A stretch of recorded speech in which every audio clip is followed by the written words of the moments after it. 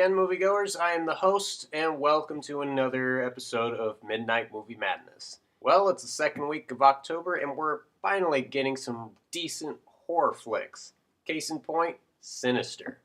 The film stars Ethan Hawke as a best-selling author who's down on his luck to write another crime story, and therefore resorts to moving his family to a new house, where a horrific homicide took place, which he fails to inform everyone about. He then comes across a box of Super 8 movies in the attic that reveals some really disturbing and grotesque imagery.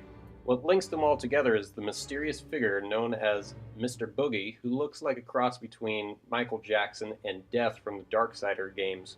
Most horror movies involving haunted houses always have that stupid cliche where something supernatural occurs and the protagonists don't even leave the house.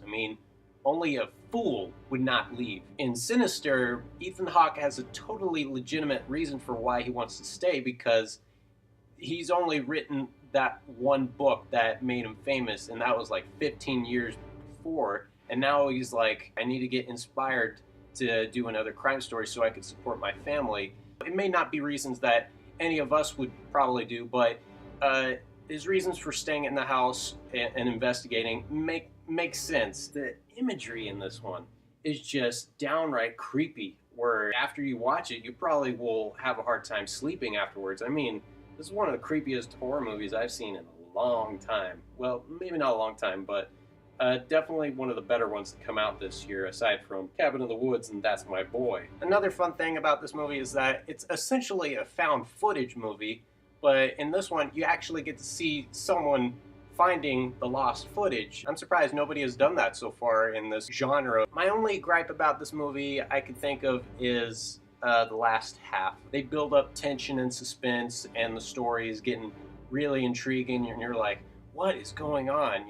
You're following Ethan Hawke's character all the way through to finding out what all of this means. What do the Super 8 movies mean, and what does Mr. Boogie or Bagool mean? How is this all connected? And then the last half kind of it reveals what's going on, and yet it leaves you cold at the same time. But all in all, I still really enjoyed this movie. It is scary, and it's the right type of horror movie that we need for the month of Halloween. On a scale of 1 to 10, I'm going to give Sinister a 7. If you're looking for a good scary movie to see this month, this is the movie to see. That's all I have to say about that. I'm the host, and I will see you next time on another Midnight Movie Madness.